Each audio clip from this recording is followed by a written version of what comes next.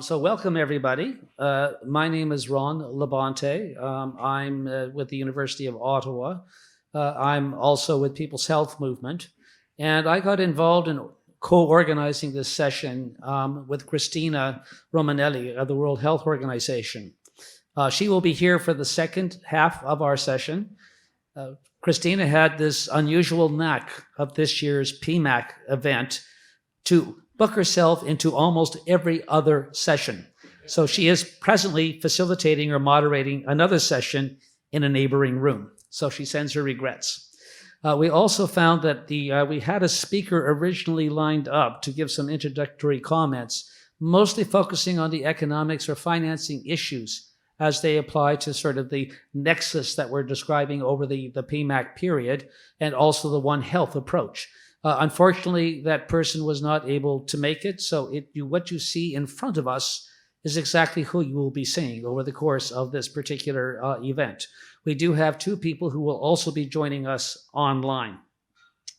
Now, the theme of this session is really, we've had some sessions that have really dealt with the very deep structural, systemic, and economic or macroeconomic aspects of this nexus of climate change and health and biodiversity. But this session, we're going to focus a little bit more on some of the national and subnational experiences or regional experiences in looking at the synergies of an intersectoral or multi-sectoral approach in terms of how we try to grapple with the mitigating and dealing with, in a preventative sense, these issues of the human, animal, and environmental health interface. And the idea here, or the logic behind it, is that these synergies can only be achieved through very concerted multi-sectoral or multi-stakeholder platforms. Now, we're dividing this session into two parts. So the first part, this one here, is supposed to be discussing the challenges. The second part, when Christina will join us after our lunch break, I believe, yes, she will be dealing with some of the solutions, some of the ways of going forward. But in fact, what you're going to find out very quickly is that the idea of challenges leads automatically into looking at solutions or options for change. And when you deal with options for change, it's going to revert back to challenges. So it's really just a kind of a two-part session on a similar sort of theme. We're going to focus a little bit more on challenges, and we're all very aware that biodiversity, healthy ecosystems, and human health and well-being are very deeply intertwined with each other. Yet we continue to see the destruction of our natural world, much to our own detriment, and that's a point that's been made in session after session after session. So human ecological disruption, unsustainable consumption and production, climate change, pollution, they're driving both infectious and non-infectious or chronic diseases. So some of the questions that we hope to explore through the session will look at some of the main reasons that we've largely failed to value human ecosystems as a fundamental pathway to keeping humans healthy, and the reasons that we hope to address include the lack of cross-sectoral engagement, inadequate political leadership or political will and public support, the inevitable kind of elephant in the room, which is inadequate financing for multi-sectoral collaboration, insufficient community empowerment, and in particular a focus on kind of creating more inclusivity for the traditional knowledges of indigenous communities, and then competing private sector interests.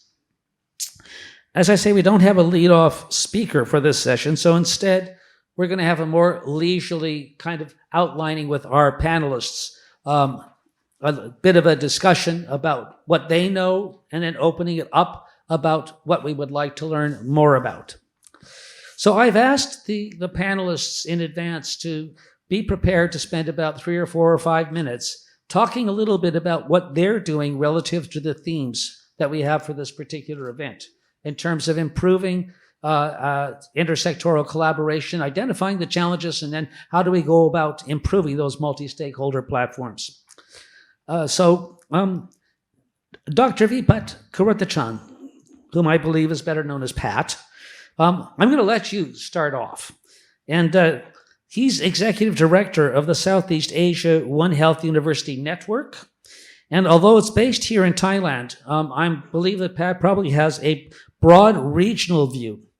And from that broad regional view, Pat, I'm wondering if you could share with us a little bit about what you've learned about the major barriers to more effective multi-sectoral collaboration at this nexus of climate change, environment, and biodiversity, but what we in the One Health kind of sphere tend to talk about as the intersections of human, animal, and environmental health. Pat, the floor is yours. All right, so thank you so much, Professor Ronald, and thanks the organizer, PMAC organizer, for inviting Southeast Asia One Health University Network to share our experience here. So I go by Pat. So let's start. I have tried to divide it into 3 sections, saying that why we do what we do, what we do, and how we do it, and then hopefully have a little bit of time to address some of the challenges. So in terms of what AVIX is, why we do what we do, as we know, we just try and start to come out with the COVID-19 pandemic. So no one really wish for us to have another pandemic like the COVID-19. So we experience the tremendous loss of livelihood and economies. So that we have to appreciate interaction that we have here face to face that we haven't had in a while. So with the growing populations, right, we urbanization, we're gonna destroy more forests, as we see that in terms of making a livelihood and our living. So next outbreak, we don't know what will happen because people are closer to the environment, closer to those animals. So the chance, likelihood of the spillover from animal to human is more likely, because we are really living an interconnected world. With that such a large problem like the COVID-19 that we experience, no one really can solve it alone. So we really have to have the inter-sectoral approach, multi-sectoral approach that we are talking now to be able to tackle on this problem, including dealing with the climate change, environment, biodiversity, try to prevent and mitigate the issues that we may happen, the outbreaks in the near futures.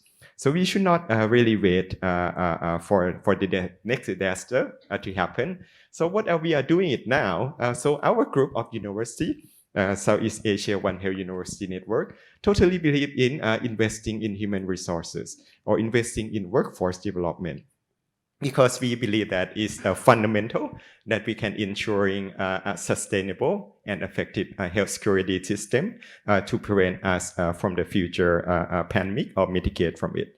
So we are connecting a broad set of universities around the regions. So we connect right now over 99 universities in 8 Southeast Asian countries, namely Indonesia, Malaysia, Thailand, Vietnam, Cambodia, Laos, Myanmar, the Philippines. We also have our associate university, another 6 universities in Taiwan that we work collaboratively. Our charge is to build a resilient and competent One Health professional to effectively prevent, detect, and respond to infectious disease threats by leveraging what universities are doing really well, which is education, research, and training excellence. So what we are trying to advocate for, kind of three areas that we are doing. One is to do what we do well, which is to build capacity building of the professional to work across sectors to tackle the complex health challenges. The next one, we try to bridge the gap between the research and policy.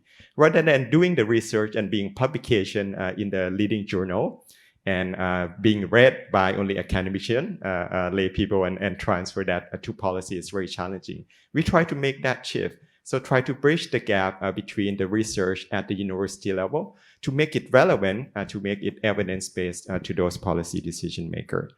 And lastly, we try to assist the government that we really totally believe university can be assisting arm to the government in terms of public health search capacity. We see that when we have a pandemic, health professional are overstretched.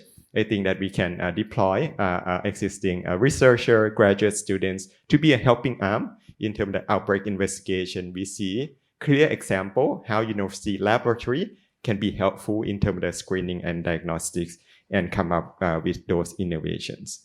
So with that, I believe in investing people. See how we're going to do it.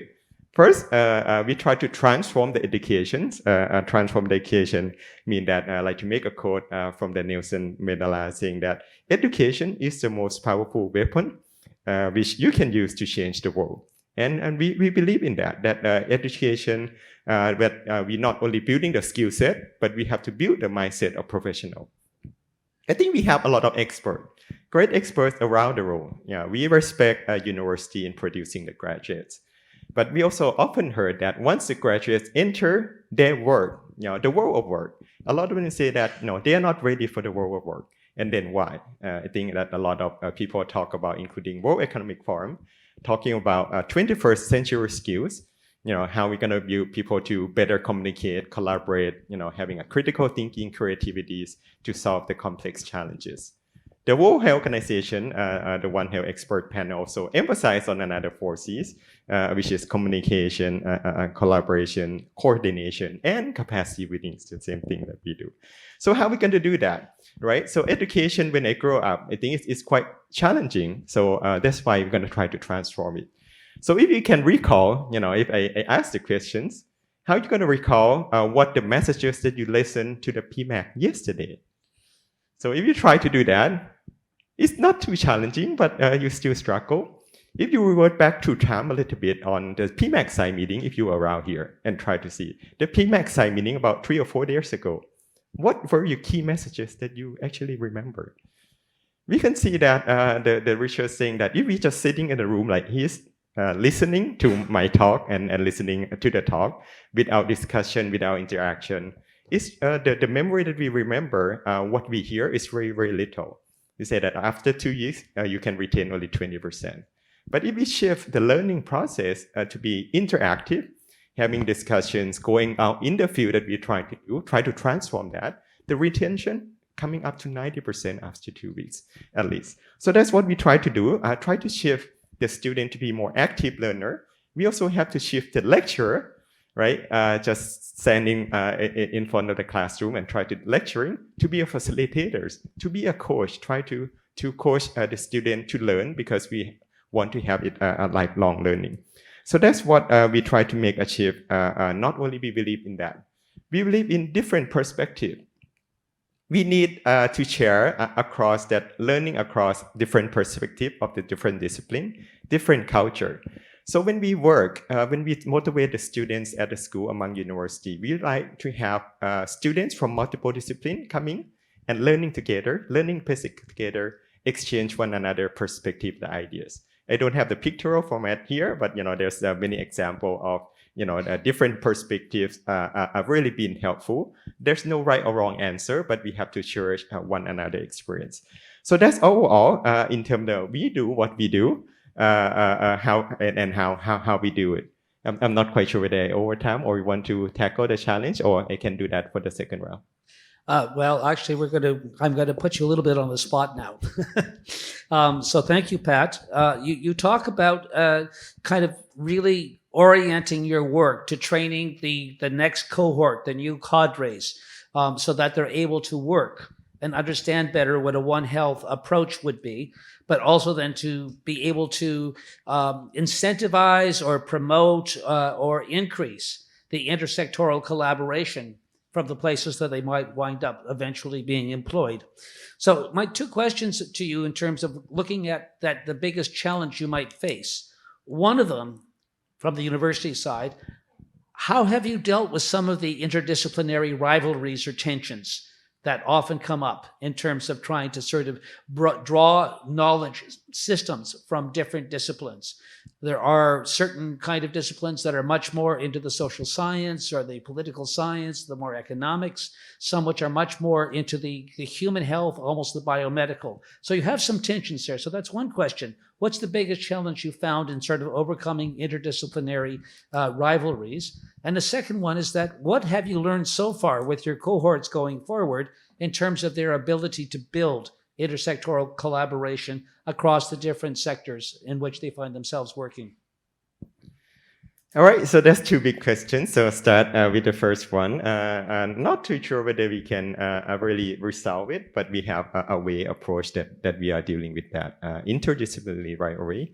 So first, when we establish the university network, for Sihun, our guideline is that you must join hands between two major disciplines, one, which is human health, animal health, and environmental health.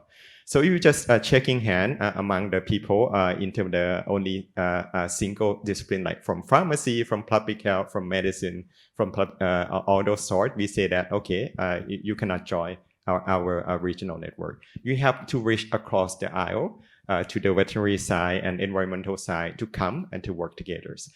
So Inter-sectoral strategy is that we have to create a platform for the people to come together to discuss a lot of time initially that they see in some example, we're going to see that the argument, right? So this is my view, there's your view and others, but it's a very good start. I see that the discussion and the argument is a good start for people to merge, try to bond, and try to learn one another. That's your my perspective. And toward that interaction over time, hopefully we can conform, right? Like building a team, like we have to go to those kind of stages, knowing one another, building trust and relationship. And over time, it's improving and getting better and better over time. So that's kind of the kind of our approach of trying to interconnect for that. So in terms of the learning, you mentioned about the learning of the challenges. Can you repeat perhaps the second one again?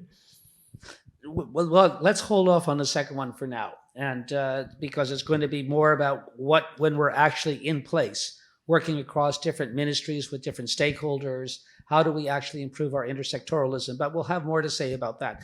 But we're going to stay in Thailand now for a few more moments. And I want to introduce Ms. Patita Ketchenthorn, who is better known to me as Prim.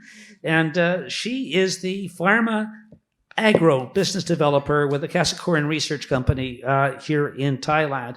I got to see what some of her work was like when I did the little sandbox tour up in Nan a couple of days ago. So she's involved in a program to create plant-based medicines, and that's partly to assist the kind of the farmer hill tribes communities up around in the Nan province to find a source of livelihood in a way that actually allows them to regenerate the forest rather than to basically decimate the forest. Now, she has a brief presentation she'd like to make about that. The floor is now yours, Prim. Thank you, Ronald. Actually, you have summarized it all for me very well. But I see very familiar faces that you have been to a field trip to Nan with me in this room. But for anyone who didn't join the field trip, so I'll briefly walk you through it. Can I have my slide, please?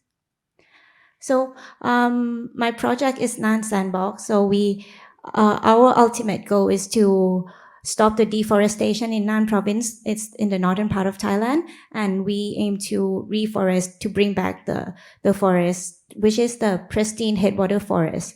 Nan forest is pristine headwater because it generates about 40% of water mass to the Chao Phraya River, which is the vein of Thailand. And now we have lost the forest in Nan province for 28%, if you can see on the slides. What we aim to do that for that 28%, for the 72% we still have left, we want to remain it that way. We want to keep it that way. But for the 28% that we have lost already, we want at least 18% back. So 18 combined with 22, it's 90%. It's good enough for us. So we aim to bring back those 18% by finding a way that people can live harmoniously with the forest. And they can generate enough income to have adequate standard of living, but by living under the forest. So that's my job to do. And here I'm representing the K-Agro Innovate Institute, which is under the Kasikon Thai Foundation, which is funded by the Kasikon Bank, a bank in Thailand. And if you want to know that why banks are engaging in this beyond banking activities, you can move to the next door. My boss is actually explaining why banks are doing this beyond banking activity. So, but I'm happy to you staying here. But yeah, if you want to hear, you can move next door. there's a parallel session right now. So and as a member of Care Grow Innovate, we are trying to find a way to sustainable reforestation. And after we have done some research, we have found that there's a unrealized economic value in the medicinal plants market. So we want to use this as a tool for the deforestation, as a tool to reforestation. So we want to shift the villagers from growing low-value carbohydrate produce to grow the medicinal plants. And for example, that now they're growing those corn fields or maybe rice. After they deforested it, they got about they have to do 50 acres to earn like $6,000. But if they can do only 1 acres and they can earn $6,000 already, that could be a big incentive for them to stop the deforestation, and they can live happily with the forest. So this is my job to create this value chain to happen.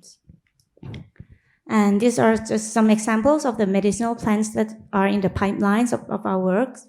I'll just show you the example of this. But here is what it's linked with our section, our panel today is to do this, to able to achieve this, we have to involve with many parties. We want to create this end-to-end value chain because only the drug development or only the agriculture part won't achieve this, won't achieve the reforestation. What we're trying to do that we want to start with the plant discovery. We want to create a database that in the future the researcher can look into this database and choose like what plants can go in Nan province to do the drug development, drug discovery. And then also we engage universities to do the drug discovery for us. And our medicines from plants, we are aimed to be comparable to the modern medicine. So we are planning to do the clinical trials as well. That's why we also engage the Faculty of Pharmacy, and now we are engaged the Faculty of Medicine as well. And while those researchers, those scientists are doing the drug discovery, we also bring those plants to actually grow in Nan for the experiment, because there is in Thailand right now there's knowledge, no one has the knowledge of how to grow those plants to have high natural active pharmaceutical ingredients or NAPI. No one knows that how to grow to have high NAPI. We only know that how to grow it to be beautifully or how to grow it to be delicious to eat, but no one knows how to grow it to have high NAPI and have the same level of NAPI in every batch that we grow, because it's very easy to synthesis if it's a chemical, but now it's from natural, it's from plants. So we need to make sure that every crop, every batch we grow, we have the same level of NAPI. And then after that, we also want to do the pilot plant extraction, because from our research that this is the bottleneck of the industry, that in Thailand we don't have enough the pilot extraction because in the past we only focus on the Thai traditional medicine, which is only a grind plants and put in the capsule, no extraction, no standardized. We want to make it standardized medicine to make the doctors happy to prescribe it. And lastly, the people will engage other villagers. After we have gathered all the know-how, all the knowledge from the drug discovery, from the pharma agroforestry, we have to be able to engage the villagers to do with us, teach them how to grow those plants under the shades, grow those plants under the trees. And that's the change agent that we have to do. So this is just a picture of our experiment in Nan right now. We are doing that A/B testing, maybe not just A, B, C, D, E, F. We're testing how to grow those plants in many conditions under the shade with many formulas of fertilizer, soil, water, and the maybe UV rays.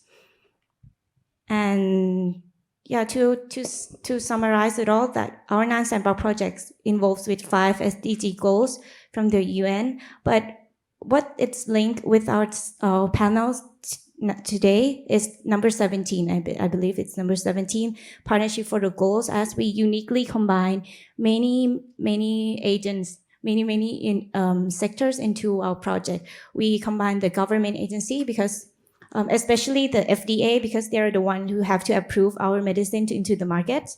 We involve the academic institutions, the university research, as we are the bankers. We start from the banking. We have only money. We don't have any other knowledge. So we have to include the academic institutions. And of course, we have to engage the local communities, as they are the one who will be the change agent to stop the deforestation. And the charities are the Kasikorn Thai Foundation as ourselves, and the private enterprises. We also engage them to gain the knowledge and the know-how that we don't have right now in our hands. Okay, thank you very much, Prim.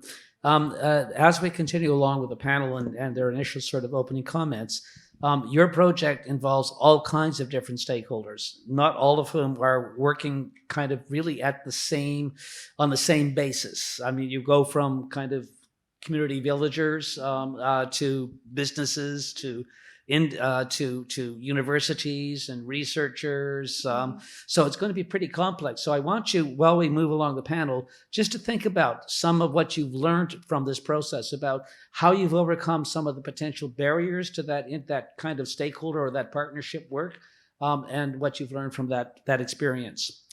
Now, one of the things that we know that is behind this nexus theme of this conference is this One Health concept. So I'm going to move now to Dr. John Amoesi, and he's the group leader of the Kumasi Center for Collaborative Research in Tropical Medicine in Ghana. But John is also co-chair of the Lancet One Health Commission. He's also a member of the Canadian-funded Global One Health Research Network that I co-lead. And I think, John, you realize that one of the things that our own little Canadian network has had to cope with is how we get some of the social science components or disciplines involved in this debate around One Health. So my question to you to start off with is, how can One Health help to break down the sectoral silos that still dominate this nexus of climate change, environment, and biodiversity? And what do you think you've learned so far through your work as co-chair of the Lancet One Health Commission? Over to you, John. Thank you very much, Ronald, and it's very good to be here. Thank you all for coming. As Ronald rightly mentioned, my name is John Amoesi, and I sit at the Kwame Nkrumah University of Science and Technology in Kumasi, which is in the middle part of Ghana and West Africa. And I do a bunch of things there, including research and teaching. And I co-chair the Lancet One Health Commission with Andrea Winkler, who's based at the University of Munich in Germany, and also at the University of Oslo in Norway. A couple of thoughts on your question, and a lot of thoughts running through my mind, because indeed the intersectoral action and collaboration has really been the bane of being able to apply the One Health approach towards addressing the challenges that we face regarding climate change, the environment, and biodiversity. Maybe I'll just start with a story just to show the kind of challenges that we face. But even before then, I could speak to a bit about what the Lancet One Health Commission is about. We've been going for close to about 4 years. We're looking forward this year to finally submit our report and hopefully have it published. As you may know, just about 2 days ago, the Lancet One Health series was launched. That was really exciting. So a lot of attention on One Health is present, and it's really important that a lot of these works come out. It's also interesting that they're coming out at a time just after the major health crisis of COVID, which is still ongoing. We started our commission before COVID, and it's really interesting how COVID completely changed our focus and even our thinking around One Health. And it tells you how easy it is to get it wrong collectively, even among academics, just because of our often siloed way of thinking, until it was challenged by what had always been the reality right in front of our eyes, but which we sort of had failed to recognize or to acknowledge. And we have focused largely on a set of ethos. I'll not go into all those, and we thought it's really important to identify what the ethos around One Health is, but more importantly, also to focus on the what we must do and the how, and particularly what we call the avenues towards being able to implement or move forward with the One Health approach. The first thing that we have flagged, and which we discuss extensively in our report, is governance. And we like to think that it's a fundamental collective restructuring of governance at various levels, but especially at the national levels. This is what is required if we're to be successful at this intersectoral collaboration. Now, the reason why we call it a fundamental collective restructuring is that individual countries may make moves or take steps to restructure their governance systems to make sure that there's more intersectoral collaboration, even may reorganize their ministries and systems of governance. But it's not helpful for a single country to do this, largely because countries and governments speak to each other via various ministries and via various systems.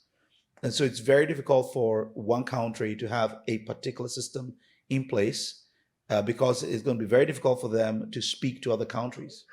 And having said that, it's a fundamental restructuring. What this may mean is, being radical, you may want to think about completely restructuring, say, ministries of health. You have Ministry of Health, Ministry of Agriculture, and then you have the Veterinary Services Department, which in many countries often falls under the Ministry of Agriculture. Now, do we need to have a Ministry of Health that has a veterinary sciences section and then the human section? Do we even need do we actually need even a separation between the two? Now, this is going to call for fundamental restructuring. Now, if one country does this, how are they going to talk to the country next door, which has a different set of ministries that do different things? So this fundamental restructuring will need to be done collectively. And who is going to promote this fundamental restructuring? What are its implications for economics? Even at the UN level, and thank God for the quadripartite now, and it's a significant step towards addressing some of these issues. But to what degree is the quadripartite empowered enough to motivate countries to make this fundamental restructuring in their governance systems, which is absolutely required if intersectoral collaboration would actually take place? And the second thing is, second avenue is the financing. And unfortunately, we didn't have our headline speaker or keynote speaker, but the financing is so critical to this. Again, I use the word fundamental, a fundamental restructuring of our value system regarding financing. What really is valuable? What really do we put up there? And I really like the contributions of the previous speaker, but when I reflect on it, it's certainly one way of doing things which is absolutely great and necessary because we need to use the tools that we have available currently. But at the same time, looking forward, you'd realize that a lot of these activities are motivated by traditional financial gain. So when you think about the value chain, what are the values? So it's the same old values that have led to where we are now, climate crisis, biodiversity loss.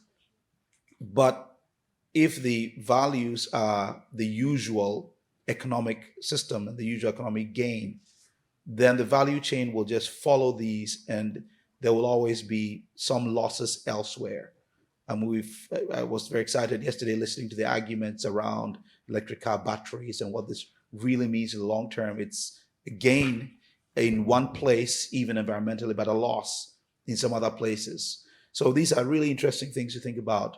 The value chain, but yes, the value systems. And this is where the financing comes in, the whole system around financing and finance and what values are placed on things. And I like to use the very simple analogy that a tree in the forest is currently worth less than a tree as a log, which could be used for so many other purposes. And I'm speaking for long, but the last thing is just on education and on knowledge. And hopefully I'll have the opportunity to speak about that a bit later as one of the avenues for pushing forward One Health and inter-sectoral collaboration.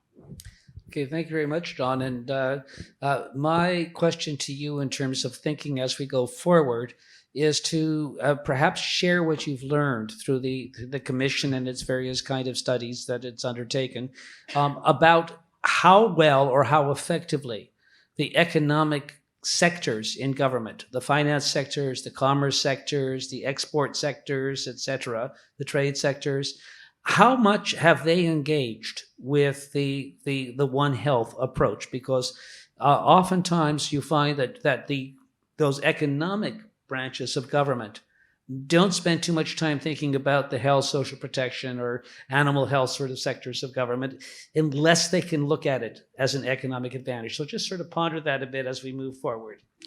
Okay, we're going to move on now to, yeah. What? Yeah. Yeah, okay, yes. We shall wait on that one for a moment or two. So next is Amanda Quintana, and she's a climate and health technical specialist and researcher with Apt Associates, and she's also with the London School of Hygiene and Tropical Medicine. She has done some work recently looking at a number of case study countries, Philippines, Malawi, and Zambia. We're looking at cost-benefit and co-benefits analyses in terms of aligning climate and health priorities. But more broadly, she has experience and research interest looking at the subnational level about what can you gain in terms of intersectoral cooperation and advances when you begin to look at the intersection between climate and health.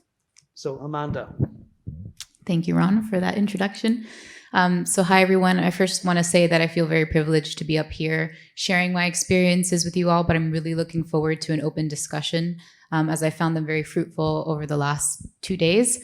And I'm excited to just hear from you all too. So as Ron had mentioned, here representing Apt Associates, because our abstract was accepted, looking at the quantification of climate and health co-benefits. And there's a white paper that's actually online that you can look up on your phones. But if you want to ask me about it later, I can send you a link. Today, I'm going to be focusing more on my other hat or experiences, which is that I'm a PhD researcher at the London School of Hygiene and Tropical Medicine. And I'm looking at, I'm mainly interested in climate resilient health systems, but I'm looking specifically at what are the factors that influence the implementation of climate adaptation policies for health at the subnational level. And my experiences are coming from my work focused in the Western Cape in South Africa, where they have experienced several climate risks over the past couple of years. So it is undoubtedly something that they know exists, and there's not a question around it. So I've taken a systems thinking approach, which is acknowledging that, there are interconnections between the functions of a system, and you're looking at it holistically, is not in one section or in a siloed approach.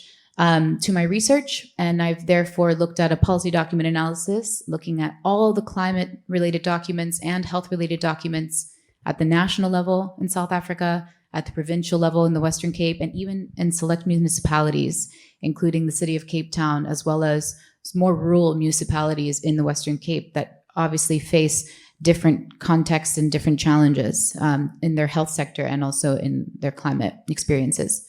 So I've also gone there last year, spent some time and interviewed a lot of decision makers inside the health sector at the province, but also outside of the health sector, because it's important to understand this cross-sector collaboration within the province and how they're addressing climate risk for health, but it's also interesting to learn how they are working across governance levels. So I also interviewed people at the national and municipal levels. So I have a lot of learnings I'd love to share and talk about today. And just in reflecting for preparation of this panel, I wanted to talk quickly about the video that we all watched at the welcome dinner. Or was it welcome? Yeah, it was a welcome morning. It was a morning thing, I guess. There was a video that we all watched that was pretty compelling and emotional. At least I thought so at the beginning. And then I was pretty disappointed with the ending. I felt that it fell short and the concluding messages were out of touch. You know, it's not on the individual alone to make change. It's on the system. And I feel like often we forget that. And that requires multi-sectoral and multi-governance collaboration and approaches. So just also reflecting on some of the other sessions that we've heard throughout the conference, we heard from some people in a side event and also Vandana Shiva about the importance of, you know, a person in their day-to-day life works in a very multi-sectoral way. Their lives, our lives are interconnected and they require different needs. So why do we work in such a siloed way when we approach issues like climate change and health? It's not just on the health sector. It's not just on the environment sector to address these issues. So I deep dived a bit more in that in my research, and just giving a little story as an example, in the Western Cape Department of Health, we focused in on specific experiences with the drought. And what did they do in response to the drought in the health sector? Well, they felt that they've done a lot, and they actually had a lot of actions that were not recorded in policies that I found. So it seemed that things were going on outside of what's being documented in policies and also just in reports back to the international space. But it was also very interesting to learn that that's when multi-sectoral collaboration worked best, in times of crisis. And they also acknowledged that once the drought was over, they went back to doing things the way that they did. And how do we sustain those learnings in the actual system of actions that need to take place at the level that it needs to take place? So it's not just at the national level having this information and reporting it back, but it's also in acknowledging that these actions are coming from a local level, from a subnational level, and need to have these collaborative spaces to continue working on preventative issues. And just acknowledging that it is a complex system. So it could be an approach by climate risk, for example, if we're working in this climate and health space, by scenario planning. That's also been a method that people have used a lot. So what does it look like in case of another drought? Who needs to be doing what? And how much money do we need? And have those things aligned in planning way ahead of time, and not wait for the drought or the crisis to come to actually collaborate and work effectively. So I'll reflect on more later, but that's it for now. Thanks. Okay, thank you very much, Amanda, and for pointing out about that. It's not just individuals, it's system level change. So it's really how individuals actually contribute to forcing that system level change.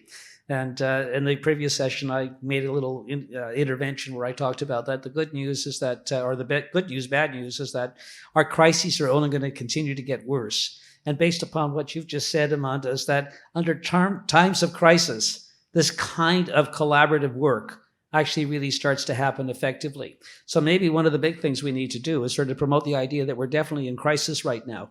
And maybe that'll get more people sort of working collaboratively.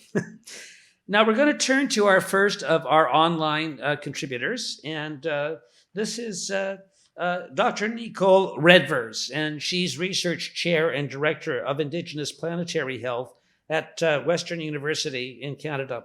She's also a member of the Daninu Ku First Nation in the Northwest Territories. So I want to thank you, first of all, for joining us online, Nicole. Now, like Prim and her work in Thailand in terms of the kind of agro kind of pharmaceutical promotions, the traditional knowledge and transforming that into something useful. And we heard earlier from Vivian Camacho in her presentation on Friday in terms of Bolivia and the way in which Bolivia has been promoting kind of indigenous traditional healing systems. So I know, Nicole, that a lot of your work, you focused on Indigenous healing systems. So I want to ask you to start with by not only describing what you do, but how can embracing this traditional knowledge help us to move forward in overcoming some of the barriers to collaborative One Health work? Over to you, Nicole. Leslie Cho, thank you, and appreciate. Hopefully you can hear everything on that end. Yep, sounds okay. Perfect, wonderful, thank you. It's just going on about midnight here, so forgive me. I'm pretty perky at this time, but trying my best despite it being quite late here in Canada. Now, in terms of the context of traditional Indigenous medicine, which I very clearly specify to differentiate from other more well-known traditional medicine practices like traditional Chinese medicine or Ayurvedic medicine or other types of traditional medicine systems, traditional Indigenous medicine systems very much have a systems thinking approach innate within them. In fact, complexity is embodied within that perspective. And if we think about the idea of Western science, for example, just backing up a little bit as a paradigm, really has been historically limited in explaining complex relationships over time. And in some cases, maybe even thought as linear, as reductionistic, as mechanistic, with an overarching interest often of Western science being to infer phenomena to understand our world. However, there's often this underlying implicit interest to find ways to influence, to control, and perhaps eventually to modify these phenomena for human benefit alone. When it comes to Indigenous science, however, which is fundamentally connected to Indigenous traditional medicine systems, Indigenous knowledges, ecological knowledges, and of course, all bound by Indigenous peoples, we're really seeing a more systems-orientated, ecologically based networking approach to the practice of traditional healthcare. And this approach is very well aligned in my mind to the complexity of planetary health and other complex systems with which we interrelate. And our Indigenous scientific systems, including traditional medicines, could be described as contextual, holistic, symbolic, nonlinear, relational, is not limited by time, and really uses the collective observation of its people to explain natural phenomena, either through real but also through metaphoric narratives. And it's become very apparent, from the Indigenous perspective, that we cannot solve complex problems from the same worldview that created them in the first place, as it will continue to perpetuate this disconnect between us and the planet as relatives. Because in our medicine systems, the plants, the rocks, doesn't matter what it is that we engage with, we are completely interconnected with those elements. In fact, we see Mother Earth and all of the elements of medicine as our relatives, as us, because we are in and of itself nature. And I'll often give the analogy inspired by Isaac Warburg, who's a Maori scholar. And one of the things that's often noted with this sort of realism of our interconnection within natural spaces is the fact that we're 60% water. So depending on the cities, the towns, the villages that we live in, the locales of where we get our water, whether or not it is a river, whether or not it is a lake, whether or not it's a local aquifer. If we stay for a number of months within those places, 60% of our body becomes that lake. We are that lake. We are that river. We are completely and utterly embodied as nature. We are in and of itself nature. So fundamentally then, traditional medicine is medicine of ourselves. It's not something separate. And that's sort of this, this false dichotomy that we often perpetuate within systems of healthcare, is that, the environment and everything is somewhat separate. We go in for a treatment, we take the treatment, but really we're all interconnected as a part of that. And we've really lost that fundamental understanding as a peoples through some of the histories of colonization, which has really brought these consumptogenic patterns of living, which are really antithetical to the realities of planetary health. A lot of the neoliberal economic policies really results in this ungrounding of our societal ways of operation, whether it's literally or figuratively. We've lost this grounding, our connection to the earth beneath us. And the living the living systems around us, both within healthcare but also outside of healthcare. And because healthcare is currently embedded within this matrix of consumptive economics, it's therefore automatically a party to this way of living and operating, despite, of course, its consequential effects on our health and the health of all living things. So in reflecting forward, in this COVID and post-COVID world, to turn into what, I sometimes refer to as life-sustaining system governance that really reflects the planetary realities that we face, I want to note clearly that in many Indigenous languages, traditionally, we don't have words for planetary health specifically in how it's currently being defined, whether it's planetary health or One Health, because the health of the planet is so intricately tied to the health of ourselves that there's no degree of separation. The best way that we can describe it, in my language of my home community of the Deninu First Nations, definitely midnight, is like a spider web. You have a spider web and you pull the edge of the spider web and everything moves with it. That's probably the best analogy or the closest translation we could give to something like planetary health or One Health. So we need to stop this narrative of aligning so-called separate sectors, whether or not it is human, animal, planetary health, but really instead seek to better focus, but also describe and operationalize instead the interconnectedness between systems, which is what traditional Indigenous medicine systems do, because they focus on relationships instead of variables alone. It's not only on the interconnectedness, it's on the relationship between things as opposed to the variables alone. And with this focus on relationship between variables as opposed to the variables themselves, while being inclusive of traditional Indigenous knowledge systems that embody this way of science innately, we'll have a better chance of dealing with our multiple crises, including the pandemic, but also biodiversity loss, of course, climate change. We need more Indigenous presence and more Indigenous voices, amplifying and leading through thought experiments and real-time implementation of solutions on the ground. We need Western systems to finally stand up and step back and listen to the longest stewards of the land. So I'll leave it at that, and Masicho, thank you. Well, thank you very much, Nicole. And I will guarantee you that we will be finished by 1 o'clock in the morning your time, and you can go to bed a bit later. And I'm aware of that because I live in Ottawa, so my family's back in Ottawa. And so when I'm here, I know exactly 12 hours ahead if I ever want to phone them. So I don't phone them at this time of the day. Now, you one of the points that you raised that sort of resonated a bit with me is this the way in which we run the risk of kind of competition amongst the ideas that we're generating right now as we go forward with the setting a new health agenda. And one of them is that you mentioned planetary health. We also have a concept called ecosystem health. We also have a concept called One Health. And I'm a little worried that people who are working in that space don't wind up starting to try to take a little bit of possession of that space under their own particular label and regard themselves as simply being little foci points on their spider web of interconnectedness. So I like that image. It's very helpful for me.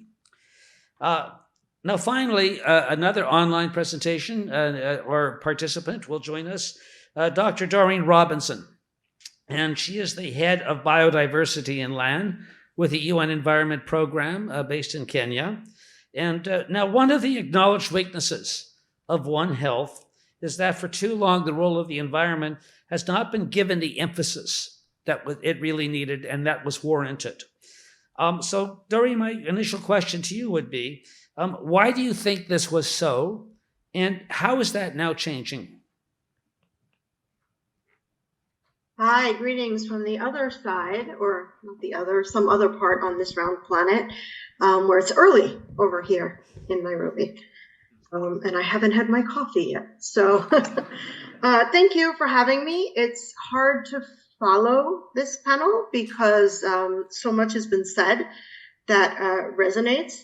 But I'll try to answer the question. I am going to react in my response to some of the things that I just heard. So in addition to being the global head of biodiversity and land for UNEP, I'm also the main focal point who coordinates our interventions in One Health. And before I answer the question of why environment has had such challenges in there, because of course you asked UNEP that, but I wanted to share something about how we think about One Health, so you get a better idea of UNEP's role. First is One Health for us. Yes, you talked about labels. That resonated with me. One Health for us is not a thing you do. It's not a brand you sell.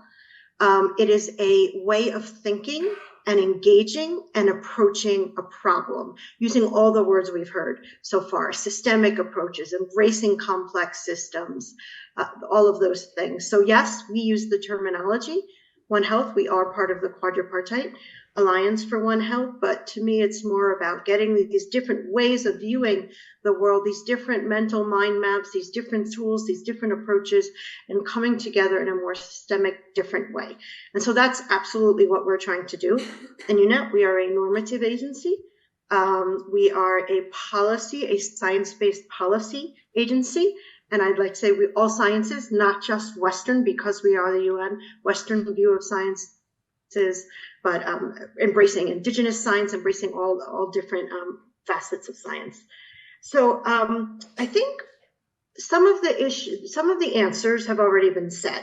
It's an issue of incentives. It's an issue of resources. It's an issue of different in capacities and differential opportunities for even education, which is where we started this panel, including, the amount of investment in environmental education and opportunities for that is very different than health education. And so all of these things that have been said resonate and I agree with. But I think one thing I want to talk about, and it was Nicola who really just drove it home for me, and being privileged to serve as a global public service in the UN, is issues of power and equity in discourse. Really don't come up enough in terms of how we frame the problems. And so sometimes, particularly whoever has the loudest voice, sometimes gets to frame the problem. And I think that's part of the issue we have, is we've got to rethink the challenges and the problems. We have to give power and equity and voice more distributed across the different places where we can find solutions. And so that's one issue I don't think has been said quite as much. The others, I want to go back to the point that was made by the gentleman about how we value things. This is something that's really important to us. And I think it's the last panelist who also said about we can't solve a problem with the worldview that created the problem. And so one of the things we're trying to do is also change those worldviews and change the way things are valued. And that includes sometimes looking at the variables, but also which variables count. And so issues of looking at, for example, what matters for human prosperity and well-being. Often for a lot of folks, including in the UN system, you go immediately to economic growth. And that is just not a sustainable model. It doesn't capture what creates prosperity and well-being. So we are looking at ways of kind of shifting that dynamic by giving new measures, new ways of growing and counting prosperity, well-being for humanity. And that involves including natural capital. It involves ways of measuring natural capital and the impact on natural capital. That tree that doesn't have much value when it's standing, putting that on the ledger sheet, because the truth and the reality of the situation is that if it's not on the ledger sheet, it doesn't count, and it doesn't get counted in effective decision making. So that's the other thing we have to do. We have to change the way we system and value things. I think the other point I want to talk about is incentives are very important to me, and we have to create incentives at all levels of institutions.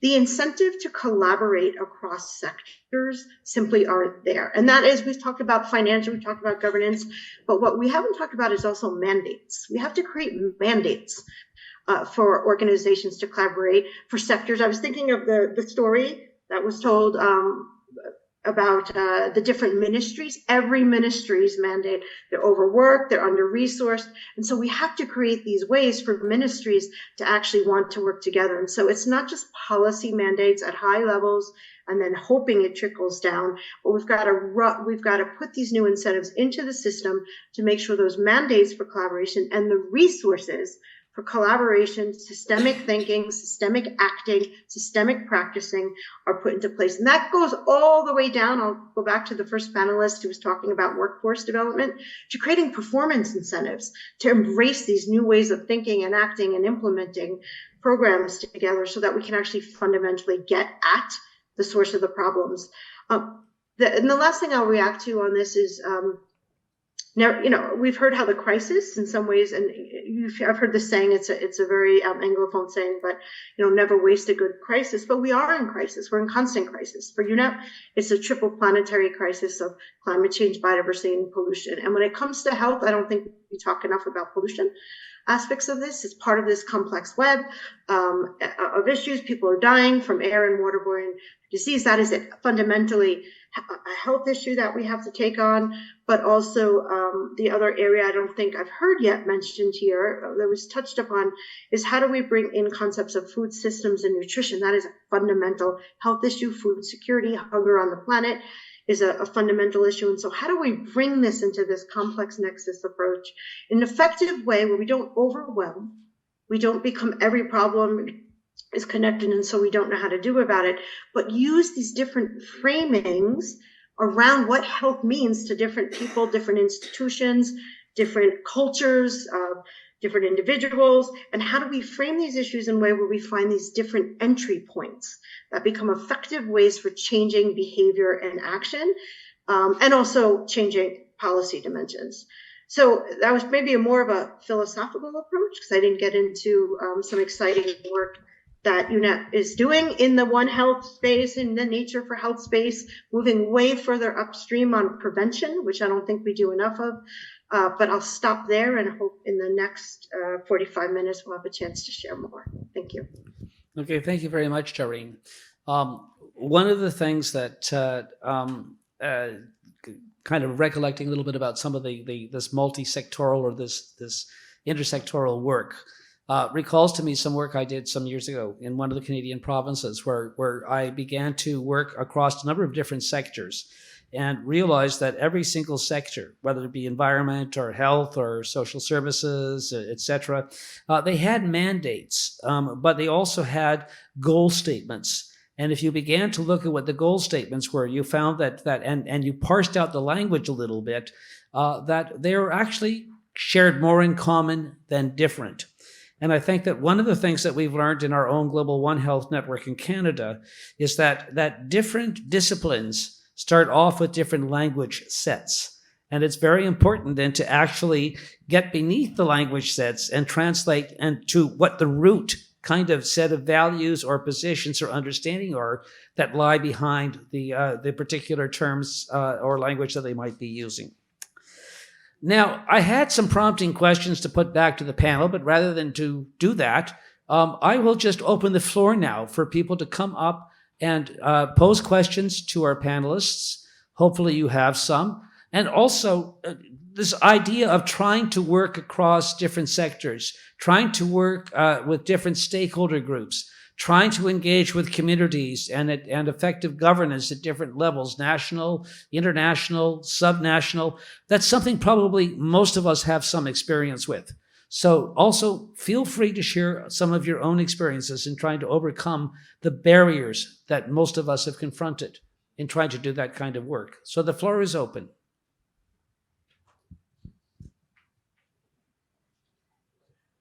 Well, first off, let me congratulate the panel. This has been a really stimulating discussion, so thank you. I have a question specifically for John and Pat. And in both cases, you're talking about the multi-sectoral domains of One Health. For instance, you have the quadpartite for the UN system, and Siahun works within a very specific space. Both of those spaces within the university and the quadpartite speak to One Health seen through the lens of emerging diseases, zoonotic diseases. So the partnerships that you're talking about are, in our environment, livestock, human health, agriculture. But as we talk about the climate crisis, it's a much more expansive constellation of sectors that are involved. So as you go forward, you talked about structural reform. in your talk. How do you pivot One Health to build on the knowledge and the experiences had in terms of building multi-sectoral partnerships, but within a fairly narrow space? How do we open that up? How do we open up the aperture to think about the partners and the structural forms that would be needed to really grapple with the climate crisis? And similarly, Pat, when you think about the partners within the university systems that you've been working with, again, those are largely configured around the issues about emerging diseases.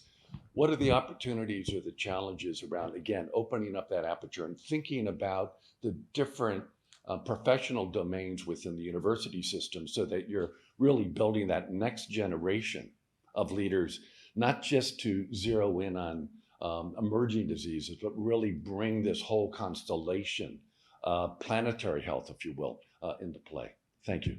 Okay, thanks very much. By introduction, Dennis Carroll, Yes. one of the organizing committee members, along with Ron. So yeah, thank you, Dennis. That's a nice provocative question, and if you hadn't asked it, I probably would have asked something like that myself. So on behalf, before we answer that question, let's get another one maybe from the floor. Thank you, and it's maybe a bit of a follow-on to both of those. I was wondering, within the experience of One Health, which I agree is a way of thinking and an approach to doing things versus a thing in and of itself. Apologies, I didn't introduce myself. My name's Alicia Draper from Wellcome Trust. I'd like to pose Doreen's question to the panel when it comes to climate change and health. And it's, how do we frame climate change and health to gain an entry point and drive towards policy change? And I'd be really interested in the panel's thoughts on that. Okay, thank you. We'll take one more.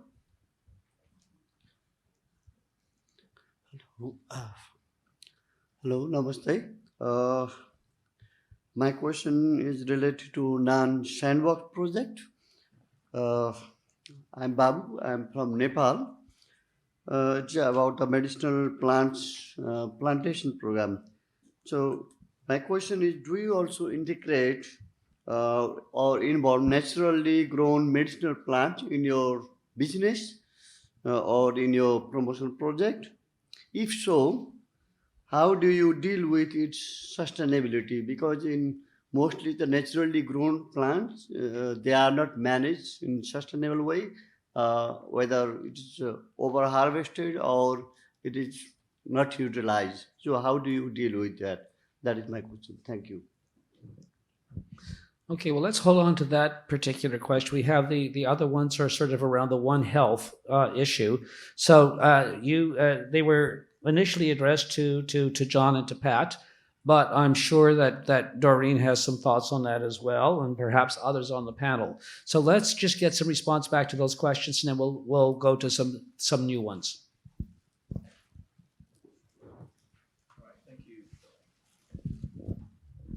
Thanks for the question, and I think it's really critical that we reflect on this. And I certainly don't have the answer for you, but I would like to think about it in this way. I think it goes fundamentally to that view or definition of health and what we consider to be health in itself.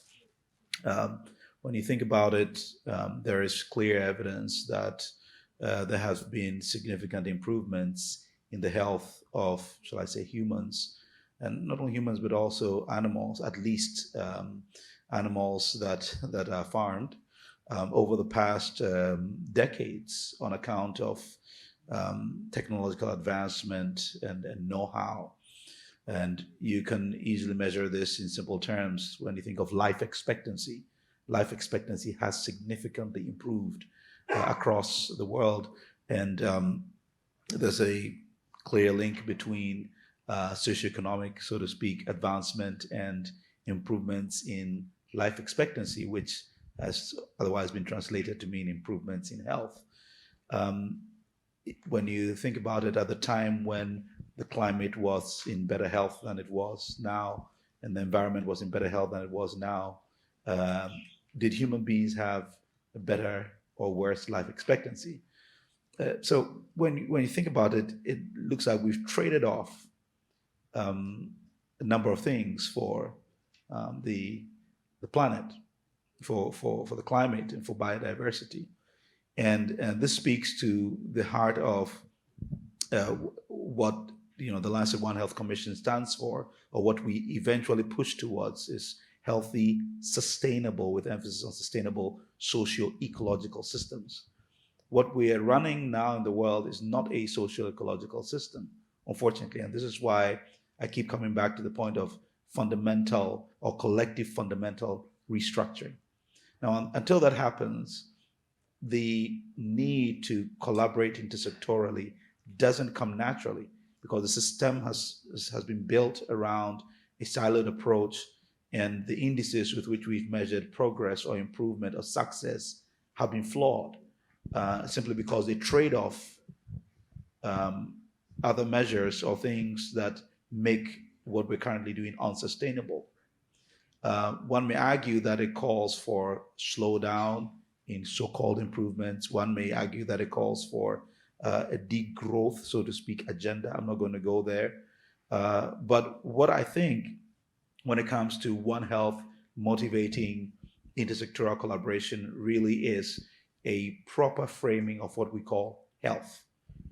And this clear understanding, which is now coming, that the health we speak about is not just the health of humans, health of the environment, health of animals, but when we say health, it's a collective that is inextricably linked, as the speaker from the New Nations spoke about.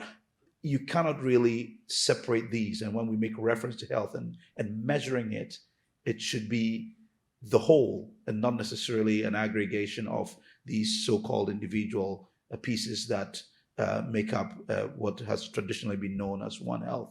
Now, once this is done, the intersectoral collaboration will come as a natural must. In fact, there will be no other alternatives to this, because if we wish to measure progress and improvement along certain lines, it would naturally require this way of doing things. In fact, it will go beyond intersectoral collaboration to an entire restructuring of the system that we have run in terms of governance. And as I go back to my previous point, it cannot be done by one nation or one region. It will require a global approach, because, again, we are now even more interconnected than we were before, because of our ability to move between spaces so quickly, and also our reliance on each other across different parts of the world for basic survival.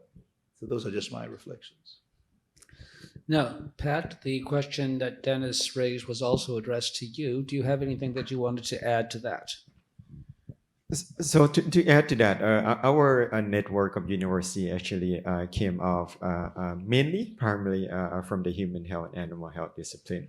So we just try to capitalize on the COVID-19 that resulting in the wildlife environmental actually matters. So we propagate that through the network that we should do more in these areas. To be able to do more in this area, try to engage different people, including the faculty environmental, encouraging them to reach across to not only the Ministry of Health, Ministry of Agriculture, but also Ministry of Environment. So we're making that progress starting. As you know, that the tripartite is starting from the tree. UNEP came in later. So right now, we're also trying to reach out to the faculty of environment, as well as for the Ministry of Environment. And we talk a lot about the incentivize for that. So we also, when we create a program, so we are right now thinking of something along those lines with the global movement on the climate change, the theme of this area, about biodiversity, environmental and climate change. So when we craft out some of the program, we also try to say that, whatever that you try to do and build upon the training, perhaps incorporating environmental aspect or the climate change, we're going to be more selective into the propose and fund them in these areas. So that's what we're trying to do and engage more of the environmental sectors. Okay, I'm going to open it up to the other panel members to respond as well to that question about One Health and the climate change. It is in the network that I co-lead back in Canada, as John might realize himself, is that the area that we've had the greatest difficulty in trying to really become active in is our engagement with the environmental sector, with the biodiversity sector, with the climate change sector. And that's improving, but that's been something that's been a little bit under the radar in terms of the way in which we initially constructed the One Health network. So I don't know, Amanda, Doreen, Nicole, if you have anything that you'd like to add to this conversation. Okay, it looks like Doreen, you got your hand up. Go for it. Thank you. First, I'll just start. I wanted to react to what Dennis said. Couldn't agree more. One Health is way beyond the absence or occurrence of disease. And I'll point out that even within the quadripartite, we have a way to go. But we have developed a new joint plan of action amongst the 4 institutions that have 6 action tracks. So yes, communicable, non-communicable, and different kinds of diseases are in there, but there's a much more strengthened environmental component, food safety. So we're trying to move in that direction as well.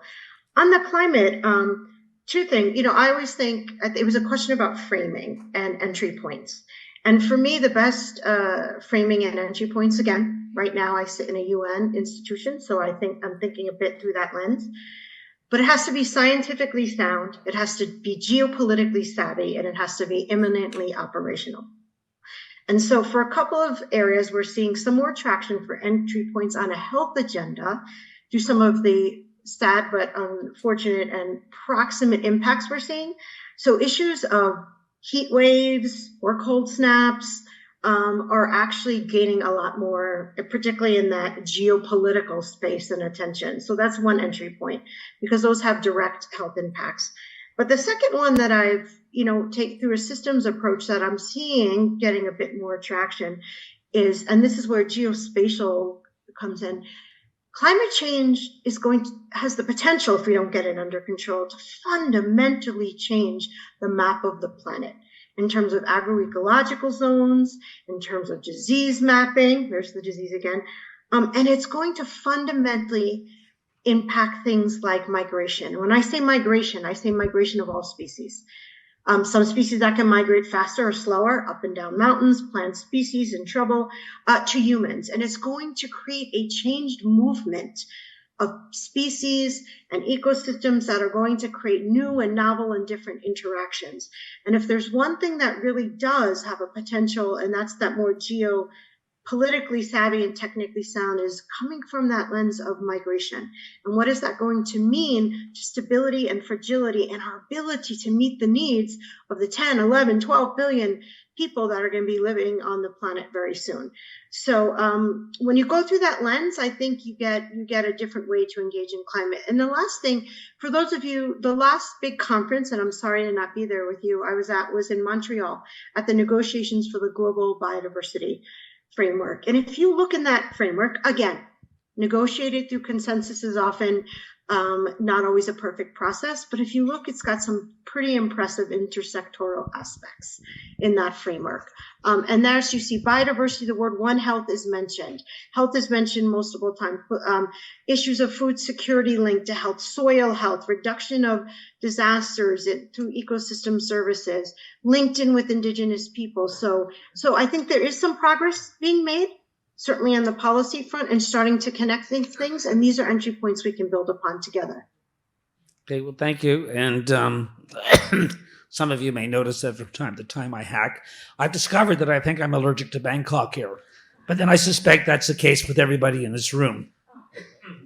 Now, for those of you who are able to come back to the follow-on session, there'll be much more about the Montreal Media on Biodiversity. I hope that's the one that clears it up. Now, Nicole, Amanda, do you have anything more you'd like to add? Thanks. I don't think I can speak directly to One Health because I don't necessarily work with it directly, and I'm more at this climate and health level. But I just wanted to touch on something that I feel is missing from the conversation, and it's about the context-specific approaches that we take to this. And this kind of speaks to the question we had about how do you frame this in policy change? You know, a lot of times we think of policy change and we stop at this national level and we say, okay, check the box, we've done this. We have a climate adaptation plan. We have a climate and health adaptation plan. There's guidance on how to implement them. We have a framework. We should be fine. But the problem is that the people on the ground, the local level, the provincial level, where a lot of times health systems end in a decentralized governance structure, they don't know what to do. They have no translation of these policies on the ground.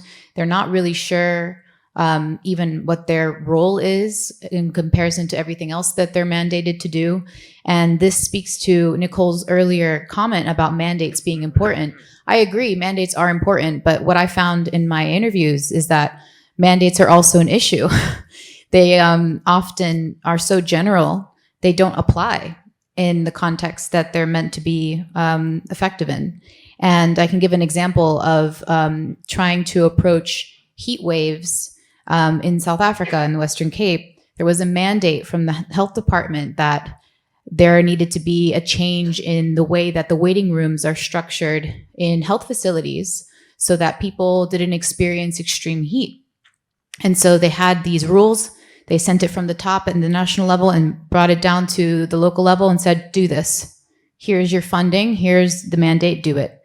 And it didn't work in a lot of health facilities. And they were explaining that what they didn't take into account is that in the central Karoo, where it's more of a desert-like environment, it gets very cold also at times. And they didn't take that into account. So people became very cold in the health facilities. And oftentimes it reached extreme temperatures that even the cooling roofs that they added to those health facilities weren't sufficient. And they couldn't implement any air conditioning system inside this new structure that they had. So it doesn't always work from a cookie cutter approach. And I feel like we need to have that conversation. And maybe it goes back to what John had brought up earlier about how do you take the values of what is good development, good climate action throughout the system and acknowledging that it looks different in every context. So I just wanted to raise that. And I had a couple of points, but I'll leave it over to another panelist. Thanks. Okay. Nicole, online, did you have anything more you'd like to add on this particular issue of climate change and One Health and the challenge that presents? Yeah, I think one thing, of note that I reflect on, and perhaps folks have seen the recent news article that was published in Nature about disruptive science declining. The proportion of publications that have sent a field in a new direction have really plummeted over the last half century. And, for me, that's not a surprise. And I think about a recent collaboration with some colleagues in community, thinking that, we've really went from ecologies of knowledge to one way of knowing. We've went from relational care to just straight knowledge transmission. We went from me to we. We've went from inclusivity to hegemony, from participation to domination, hope to despair, ecocentric to anthropocentric, pluriversities to universities, wonder and awe to fear, connection and reconnection to disconnection. And this framing of mind that I see students coming through with in the university, where they have a very difficult time thinking outside of linear ways of knowing, because that's all that they've been taught since they've been young. They're these beautiful, creative children. And then somehow by the time that they get into the university system, they're unable now to be able to go outside of these boxes and think. And I've noticed that more and more with students coming and the challenge it takes to push outside of traditional boundaries of learning, reflection, bringing in compassion as well to that process, and thinking through not only systems approaches, but relational approaches. And I think that's one big barrier that even One Health will face, because we have groups of folks that, yes, see this framework as useful, but have been trained since a very young age to think and work within a siloed way. That worldview is so stuck that it becomes very tricky to see outside of that box. And an analogy that I often give is from an Anishinaabe elder who basically said, if you have a cup, like an actual mug in front of you, and if you have one person sitting on one side of the cup and one person sitting on the other side of the cup, and you ask them to describe that cup, and they've never seen a cup before in their life. Of course, one person would describe the smooth surface and one person would describe somewhat of the handle there. They're looking at the same cup. They've never seen it before, yet they're describing it differently. And it's really this embodied teaching that we have an opinion, and the truth, which basically is we have multiple perspectives, yet the truth is there. We see it from different angles and lens. And how do we be able to merge these thought process together to get a better understanding of the whole? And how do we teach students? How do we be able to embody that in the disciplines? I think is going to be one of the greatest challenges to One Health in the coming years. Okay, thank you.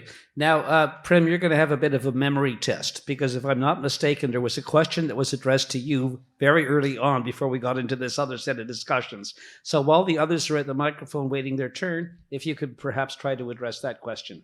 Okay, the question, you mean the question from the audience, right? Okay. I'm not sure if I can answer that, or I can have the absolute question for you, but because we're just starting to do this project for a few months, but what are we trying to do is we are trying to engage many parties, many university institutions to give the knowledge to us. So I think he was asking that we have many different plans, how we're going to plan to do it, how we're going to test all of that plans. So we asked those university, the researcher, the specialist to tell us which plant needs which food with nutrients or with which conditions. So we tested them, and after we tested firmly and affirmatively, we're gonna teach the villagers how to do that, and after that we plan to control. We plan to look after them, the villagers, that making sure that they do accordingly to our plan, and as well as control the quality. So we also plan to set up laboratories in Nam province as well to test that all the results from the soil, the water, make sure it's organic, and make sure that there has high or standardized an API, the active pharmaceutical ingredients. And that's actually requires another parties to involve in here to set up a laboratories there in Nan province. And so all of this we plan to do. As I said, that we are bankers, we are from the banking industry.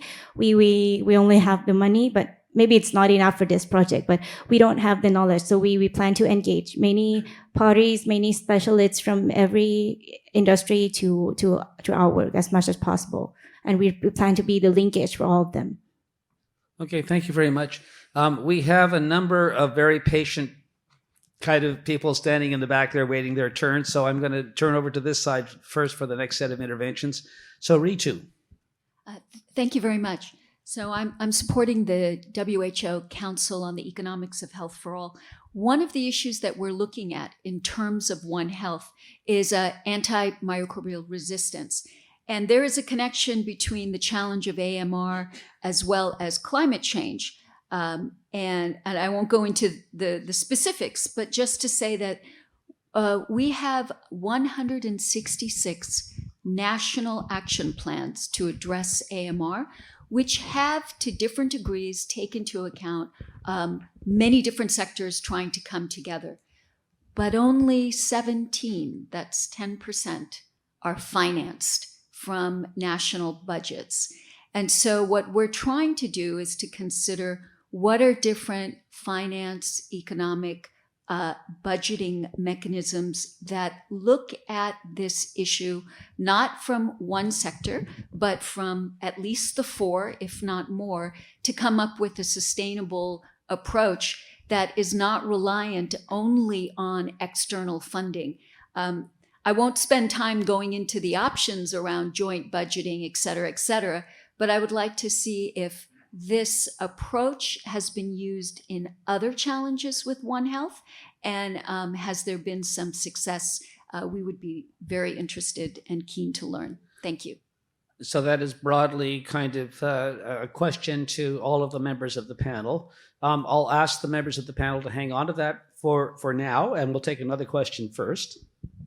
Great. Thank you very much. Aku Kwame from the Alliance for Health Policy and Systems Research. Thank you to the panelists for your really thoughtful comments. I was really delighted to hear Doreen's point about incentives and mandates, because I do think that goes to the points about restructuring governance, which is so needed.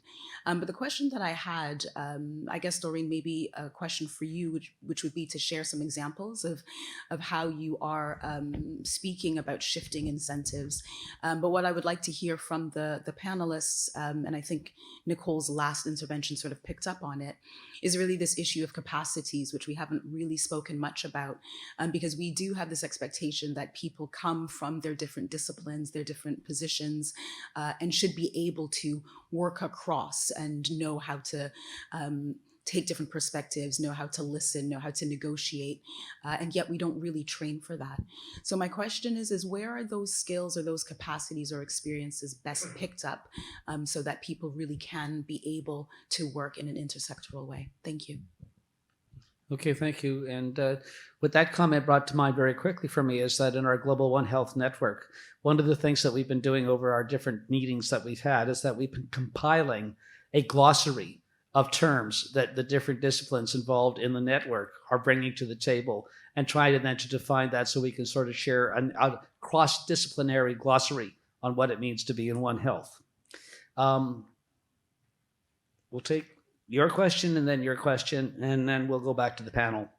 Hi, I am Sandhya. I work as Global Health Security Advisor with USAID Ethiopia. So this is not a question. I just wanted to share my experience, and that is particularly relating to your first question on the rivalry between the sectors. So the first thing I wanted to, from my little experience, I thought rather than rivalry, in rivalry we have active members fighting for something, but with the experience in the West African countries and now working in East Africa, I thought it's more of passive action, because in many cases, when we are working with the ministries of health, environment, and agriculture or livestock, is usually health is much advanced than the other sectors, and they are more active, and we don't get that kind of an action from the agriculture or the environment sectors.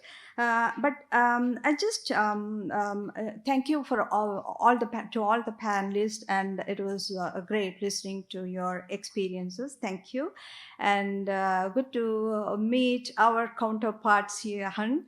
We work with AfroHun there and working with the workforce development, and I think it is one of the most impactful areas. And over the last couple of days, with all the discussions, we have been talking about involving and engaging youth, and this is one of the areas. And not only for the veterinary and medical graduates, and like Dennis was mentioning about the constellation and engaging the youth. So I think it's high time that we need to start engaging from the schools, from the schools. We need to start that. So with that, I just wanted to add my experience about getting the different sectors together. And the one experience that I have in front of me is the experience in Senegal. So I thought from among the countries that I have worked, I thought Senegal is one among the countries that I saw the intersectoral collaboration work very well. And when you look at the difference, what is the difference in Senegal compared to the other countries? And the key standing out feature that I could observe was that it was institutionalized very well. So looking at the key terms that our panelist was talking about the governance, about the financing, and about the incentives for intersectoral collaboration, I could see a very good example there. And under the One Health umbrella, they had the Ministry of Health, Ministry of Environment, Ministry of Wildlife, Agriculture, Education, Internal department was there, revenue department was there, local resource department was there, and that was an excellent example. And it was easier for us to work with at the local level because, for example, if we need to go out to the field to do some outbreak response with a joint team, the local resources department is already informed and part of the One Health sector, and they provided the resources for the teams to go out to the field whenever it was required. So it was an excellent example, and the main difference was the proper institutionalization of One Health approach, which meant that there was a legal framework and there was a body that was attached to the Prime Minister's office that was overseeing all the One Health activities, and it was over the ministries of all the ministries, and it was well embedded within the structure and it worked very well. I just wanted to share that experience. Thank you. Okay, thank you, because I think the question of institutionalization of some of these platforms is pretty critical in terms of whether or not they're actually going to be sustained in the future. And I suspect that John, at some point, you might have something to say about that, but we'll take this question over here. Yeah, I have both a question and a comment. It's really about multi-sectoral dialogue with the power ministries, particularly finance and planning, because in the end, these need to be translated into both budgets and money.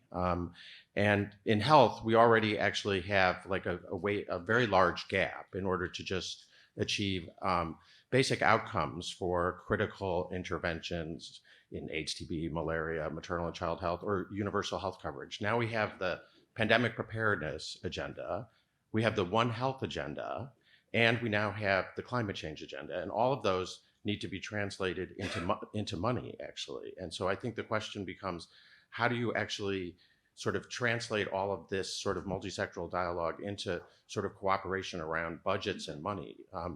And I just wanted to just give a little sort of answer a bit to that question, because I'm the chief economist at the Global Fund, but before that I worked at the OECD and I set up a network between ministries of health and ministries of finance. So it's basically the people in the Ministry of Finance who work on the health sector and the people in the health sector who work in the sort of finance part of it.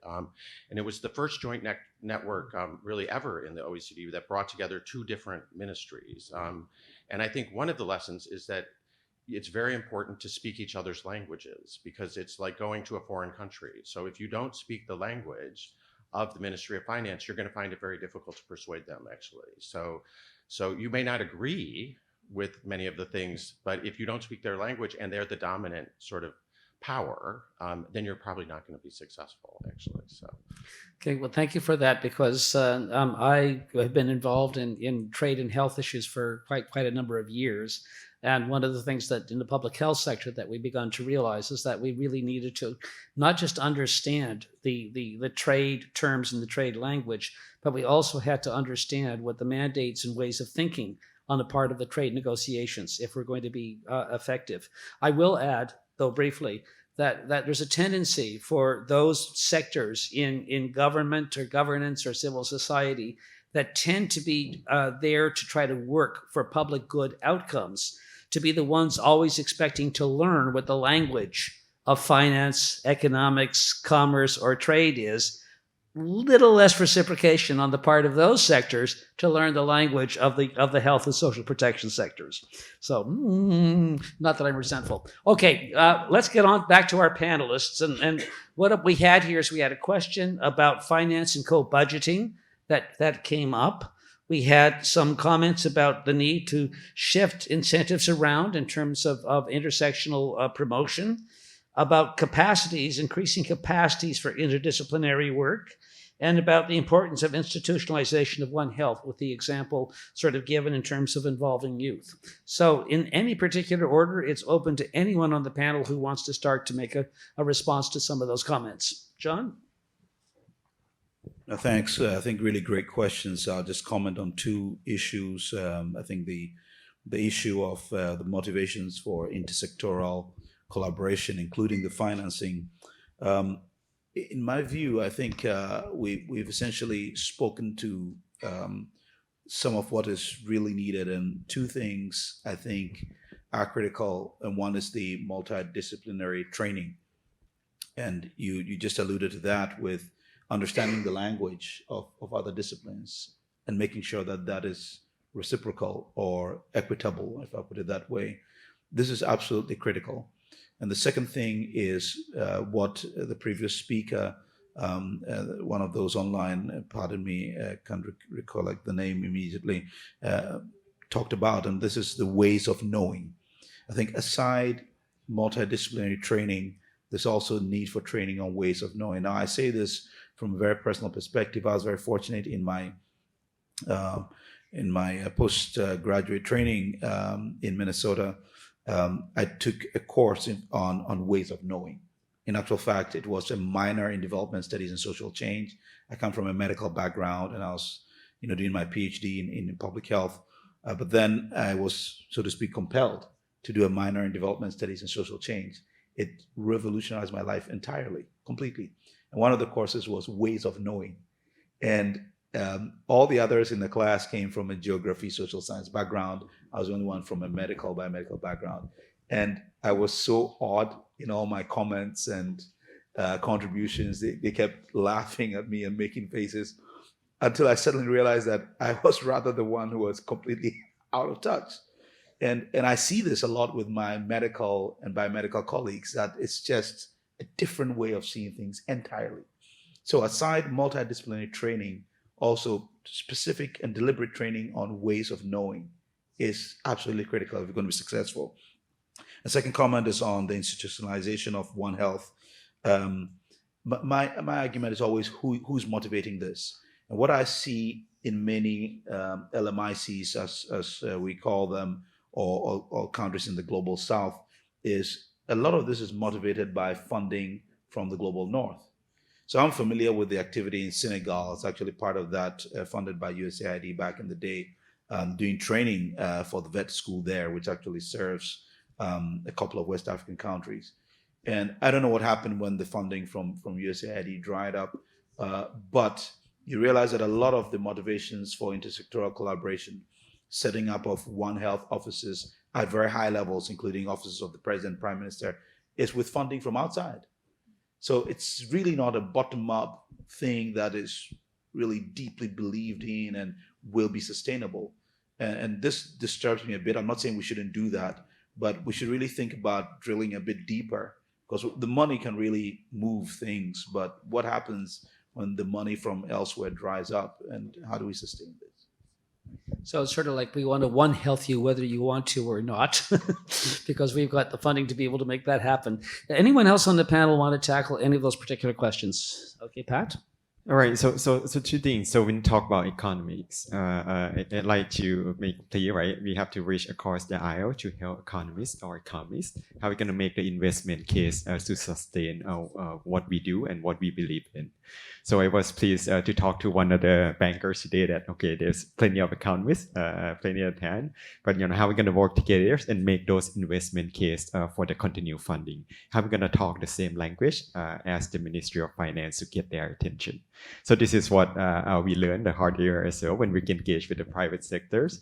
A lot of things that we do, they don't want something very long, elaborate. Just show me the slide. Whatever that I have, only say that, they say, I have to convince to my boss to fund you. You have only a few minutes, just do that to me, like only one slide for you. But when we talk as the education and professor and faculty, we need to be long and elaborate. So communication and talking the language that they understand very important. So the second one that I'd like to make about the education, even though we represent the universities, but we believe in that the raising awareness of One Health, climate change, biodiversity, and all the things that we talk in this forum must be at all level. It must not at the university level, but it must cut across all the level, including schools, including the communities. So with that in mind, we also having the program that I try to incorporate One Health into schools. From the kindergarten into grade school until grade 1 to grade 12. So we have that ongoing. But luckily, because of we are driven by the funding sources, right? We're funding from the donors that we have, USAID, the generous fund for the university. We cannot do that. So we find other resources to be able to do what we think that importance. We also reaching out to the communities and trying to have that program. So trigger in, the sooner we can change the mindset of the people, but the young kids embedded that these things are important, I think it's going to be long lasting and make a greater impact for our future generations. Thanks. Okay, and online, okay, Amanda, and then we'll check online for a response. And we're running out of time. Okay, I'll be very quick. I just wanted to address Aku's question around the capacities and what's needed for intersectoral work. So I just wanted to reflect on a few of the things that came up during my interviews that I had with decision makers. And a lot of them stem from their experiences on working on COVID, but also on drought. And what they shared is that having a focal point in their own department. So even in a sector, so in the health sector, there are many departments. One's on infrastructure. One may be looking at, medical diseases. Someone else is looking at a specific supply chain element. They had focal points during these times of crises, and they were assigned to work or join other meetings at other sectors. And they also had to come back and report back on what they learned. And I thought that was definitely compelling and something that definitely worked for them in the response. They also shared that forums that were dedicated to these specific crises were very important. So the forums on COVID and how you address COVID with the lockdowns was one forum. Another forum was, how do we address our vaccination strategy? So there were specific forums that worked and brought different sectors together.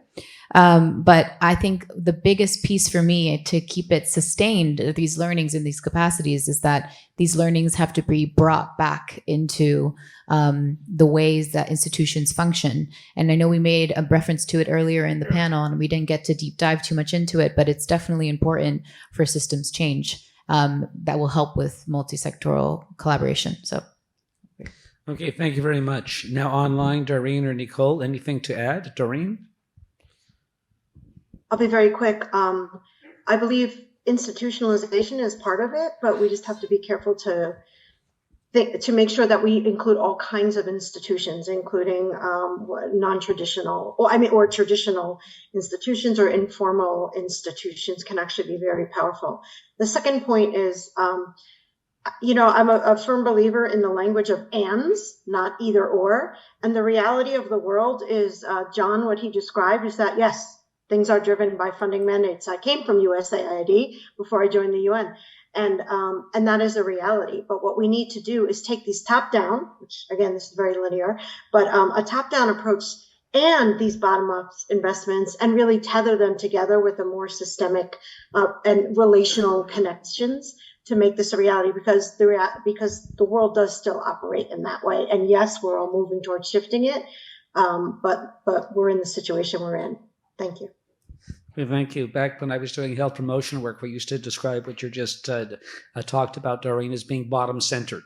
So the top is important, the bottom is important, and it's really kind of you meet in the middle. Nicole, do you have anything more you'd like to say to that? Yeah, I'll wrap up here, and I think I think it was Melissa Nelson, who's an Indigenous scholar from University of Arizona, said it's not scale up, it's scale deep. And, the difference in the meaning and the embodiment of what that means. And I'll just sort of close out with, Indigenous peoples make up approximately 6% of the world's population right now. Yet I think it's very well known that Indigenous peoples host 80% of the remaining biodiversity. So when we're talking about all of these solutions, we're really missing out on the community dialogues. And what does relational community engagement mean on the ground? Communities, day to day in their lives. And when we think about transdisciplinary, interdisciplinary, multidisciplinary approaches with these languages, we often, minimize the great knowledge and the wisdom that comes from these communities that have their own solutions. And where are those voices, and how are we listening and ensuring that we're amplifying some of the existing solutions on the ground? So just again, bringing it back to that community dinner table, that community fire, where folks are sitting and having conversations and remembering that this is really what we're ultimately talking about. Merci. Thank you. Okay. Does any of the other panelists up here have any final word to say? Because we actually have run out of official time and now we're into our overtime session. Nope. I think we're good to go. Well, by the way, I am allergic to Bangkok air. And I do also have other allergies. And I think they've been triggered the last few days. So even though I'm hacking away in a very embarrassing sort of fashion up here in the middle of the stage, I want to assure you I've had so many PCR and rapid antigen tests in the last few days, I can guarantee you I do not have COVID. Okay, I would like to thank our panelists. I'd like to thank the people who've also come up and had their interventions. I apologize to the gentleman in the back. We didn't have a chance for yours. Maybe you could come up afterwards and ask them personally. And I want to remind you that as you leave, can you please complete your evaluation form and drop it in a little box as you go out to gather your lunch. So thank all of you and thank our panelists.